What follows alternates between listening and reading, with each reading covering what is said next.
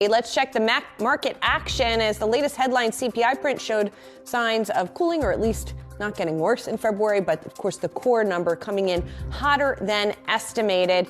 We'll talk more about that and the permutations, the ripple effect for the Fed in just a moment. But first, let's take a look at the markets. The NASDAQ trading at its highs of the session here. Of course, this is after a rocky few days, but now it is leading the gains that we are seeing today and might have might have something to do with the bond market, but we are seeing bond yields go higher, but still well below 4% on the 10-year here. So maybe a better situation, a good situation there for the NASDAQ, which has been so sensitive to interest rate changes. Here is a look at the NASDAQ 100, and as you can see, mostly green on the screen. Just looking here, what stands out to me is Meta, which earlier confirmed that it is going to be cutting more jobs, something that's been talked about, 10,000 of them. Also standing out to me, just as I eyeball the screen here, is Alphabet. Those shares up 3.3% today. So those are a couple of the mega caps that are leading. NVIDIA up 3.5%, Tesla up by nearly 3% as well. So some big gains. We continue to watch what's going on